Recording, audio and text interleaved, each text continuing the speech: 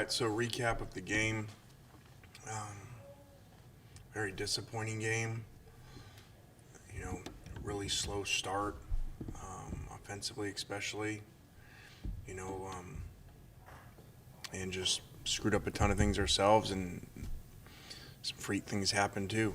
You know, for the first time all year, whether it's in practice, a motion guy gets in the way of the snap, and on 4th and 1, that's usually Elijah doing it, and he was out.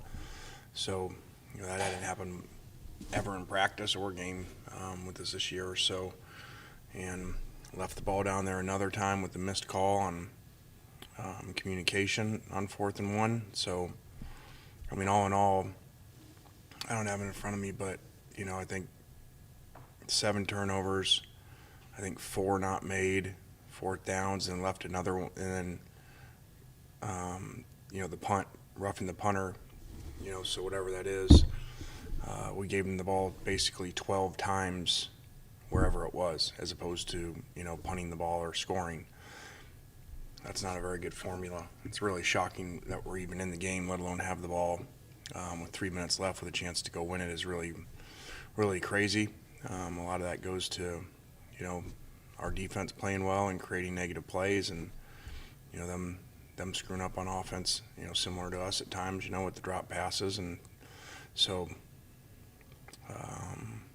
game that you wish you could have back, but you don't. You got to learn from it. They did a great job defensively. They played really hard, and they gave us some problems. They dropped 8 every snap basically, and we forced a million throws in there. We had 6 and could have been 8. So I think surprising to all of us. With a team that through 3 games had turned the ball over once, the quarterback really hadn't thrown balls near an interception, 1 tip all year, and then do that, I would have never guessed that. So I don't think I've been a part of that before. So you got to learn from it and redo it. Obviously we should have been, if he was playing like that, more patient with the run. Because of how they were playing, they were not going to let us throw the ball to beat them, and it is what it is. John, go ahead and start us off. Lane, what have your conversations with Matt kind of been like since the game, and after looking at the film? What do you obviously 6 interceptions, but what else do you kind of want to see from him moving forward? Well, I spoke to him immediately after the game. I think even before I talked to you guys, maybe. As soon as I got in there, after talking to the team, brought him in. Spoke to him. Then, obviously today, but yesterday too, he came in, and it was a bad film. Sometimes you just get bad luck. Balls are tipped and things like that. This was just, he played really poorly. They did a great job reading his eyes, and he was trying to do no-look passes where he's holding one guy off. Well, the problem is he can't see the other guy when he's doing that. That's something that you do every once in a while, especially when you're rolling out. But he'd got away with it the week before, and so I think he learned a lot from this. And we didn't play well around him for the first game. We had drops, a number of them, significant, including 4th down. So bad recipe. Parrish, go ahead. You mentioned Matt looking at his receivers, telegraphing passes.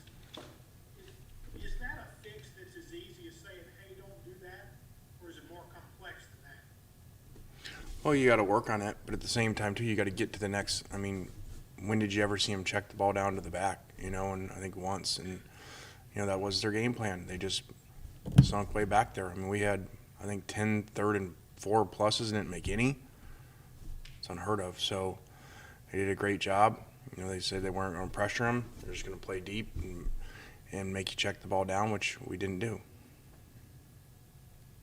Go to David. Lane, kind of flipping the page here with Matt Corral. How did you think he responded at practice this morning? I thought he was good, upbeat. I think yesterday, I'm glad we didn't practice. He was not good yesterday, as you would expect. And so, went through a rough day yesterday, and embrace the suck.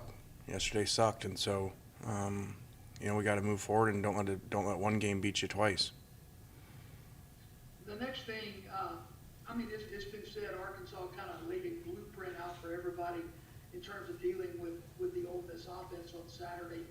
Does that put into the equation for you guys that you've got to add wrinkles, you've got to do things differently, you got to change some of the approach?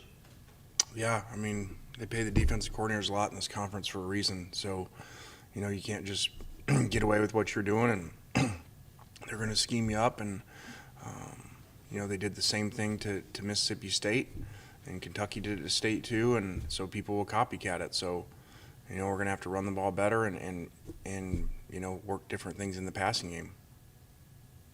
Thank you. Go ahead. David kind of asked this lane, but just from a pure scheme perspective, are there things teams can do to pass against 8-man coverages in zone, or did they find something that you guys just don't have to fix? Well, you got to run them out of it. So, there's always a weakness to everything, and so, we don't play very consistent up front, and we don't run the ball with consistency. We put 2 tight ends in the second half, and they struggled with that defensively, because they're outnumbered in there, and we were able to run the ball in the second half with that. So there's other formations and personnel you can go to, to help with that. But when people do that and play boxes like that, you gotta run them out of it, or else you get long days. But have there been any additional COVID cases since last week, or have we contained it since Wednesday? No, we got some more in the last 3 days, so it's becoming very challenging. As you guys probably did math and figured out, we had 2 starters out last week, so this is not easy, and especially when it, for whatever reason, continues to hit us on defense. Is the issue more with contact tracing right now, or are they active cases? Both. Yeah, both. Go back to Parrish.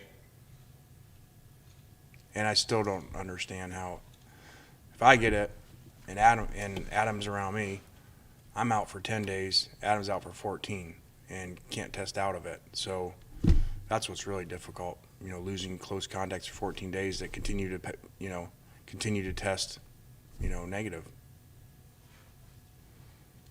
You mentioned inconsistency on the offensive line. What can you do there to be better? I see that you guys are young at guard. I realize that. It looked like Ben was better with his snaps this week. He was better with his snaps. We got to communicate better. There's too many times we don't go to the same guys, and so there's a guy unblocked, or 2 of us go to the same guy. So it's really basic stuff that we're struggling with, and especially when you just played a team that played one front the whole day, and don't block people on the goal line. So it's very frustrating, to be this far in the season for that to still be the case.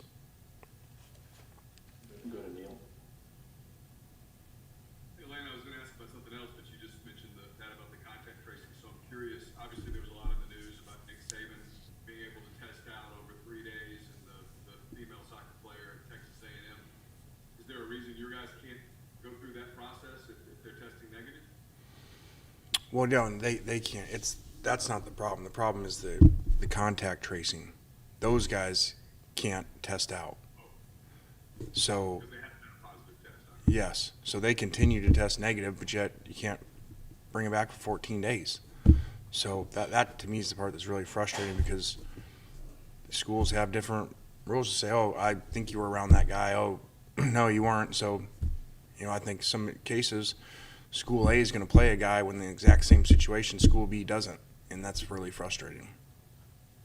Along those lines, you obviously had to play some different people defensively at Arkansas. You seemed right after the game pretty overall pleased with the defense. When you went back and looked at film and talked to defensive coaches, was that still the same assessment? Yeah, I think it was a combination of playing better, getting more pressure on the quarterback. I think Arkansas would tell you, in their interviews, I'm sure that they feel like they left a lot of stuff out there too. They helped us, some drop passes and some missed assignments and, some tip throws and stuff. So I think it was a combination, and they would say they didn't play their best, and we did play better.